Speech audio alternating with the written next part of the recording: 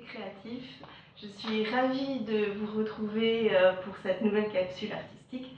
Je vais essayer courageusement de vous mettre une vidéo par mois sur des astuces techniques pour avoir les bases du dessin, de la peinture et de la créativité.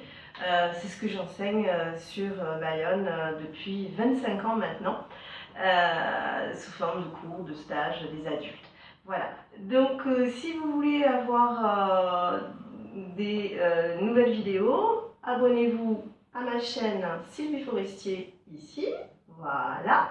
Et si vous voulez la newsletter aussi une fois par mois, mais avec des articles de fond, d'autres astuces, des petites choses aussi sur l'histoire de l'art, et puis aussi un lien avec mon travail en tant qu'artiste peintre, en tant que carnettiste, en tant que portraitiste, en tant qu'aquarelliste. Eh bien, abonnez-vous à la newsletter, vous aurez plein de fiches techniques, vous aurez plein de bonnes choses pour vous aider à la création. Donc là, c'est sur mon blog. Le lien, c'est de ce côté. Voilà. Évidemment, cliquez, partagez, ça me fait vraiment, vraiment plaisir.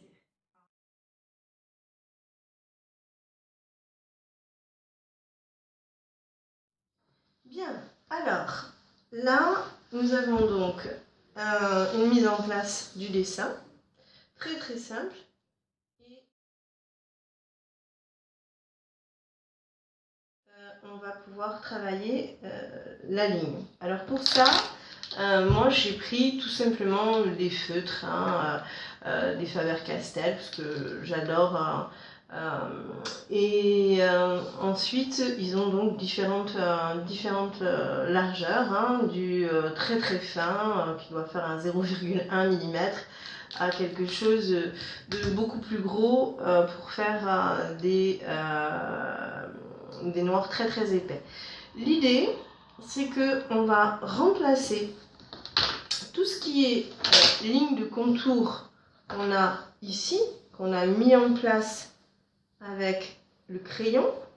On va les remplacer par des masses, par des taches, par des lignes, des points qui vont exprimer quelque chose. C'est-à-dire qui vont exprimer une matière qui va être du bois sur les arbres, qui va être de la fougère, qui va être de la plume, qui va être du feuillage lointain, différent du feuillage de premier plan.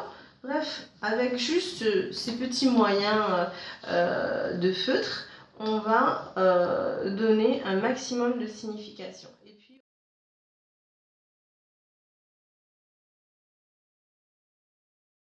on va donner de la puissance à notre sujet. On va lui donner du contraste, on va lui donner de la lisibilité, on va lui donner de la force.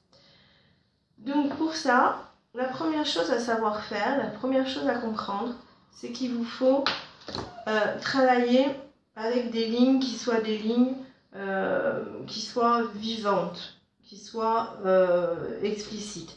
Par exemple, dans un premier temps, depuis l'enfance, depuis qu'on sait écrire, on va travailler avec des lignes qui sont très neutres, qui sont très rigoureuses, très parallèles, très ennuyeuses pour nous en tant qu'artistes.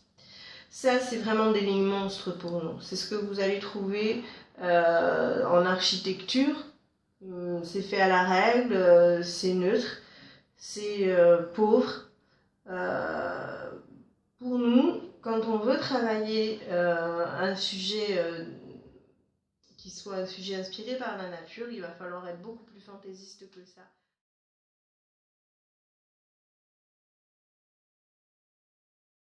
Beaucoup plus libre que ça. Donc vos lignes, elles doivent s'interrompre, elles doivent revenir les unes sur les autres, elles doivent être avec des largeurs différentes, d'où l'importance d'avoir des feutres de largeurs différentes.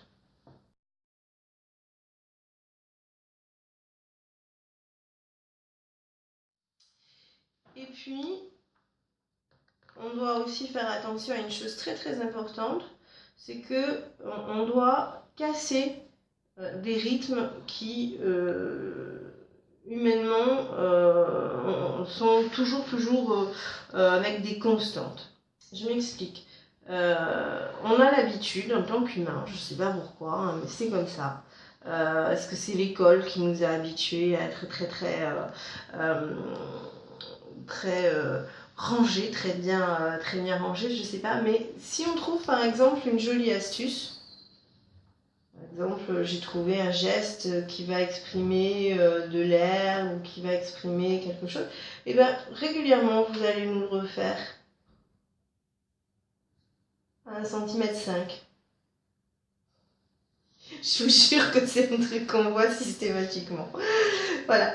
Alors, ce genre de choses-là, hein, que moi j'appelle le motif papier peint, oubliez. C'est pas la peine. C'est vraiment pas comme ça que...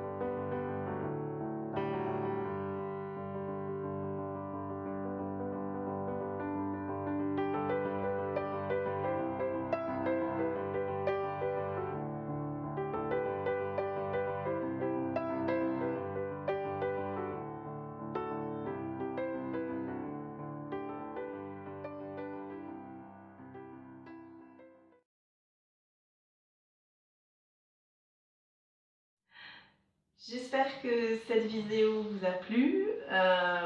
N'hésitez pas à aller consulter les autres.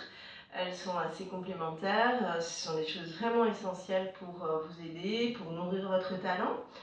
N'oubliez pas qu'un talent sans effort, eh bien, ça meurt. Voilà. Donc, je vous retrouverai avec un très très grand plaisir. Et surtout, surtout, likez, partagez, allez-y, soutenez-moi. Et n'hésitez pas à faire des petits commentaires. Ça m'aidera pour vous répondre dans d'autres vidéos et puis sur des articles sur mon blog. Au revoir à tous et dessinez bien.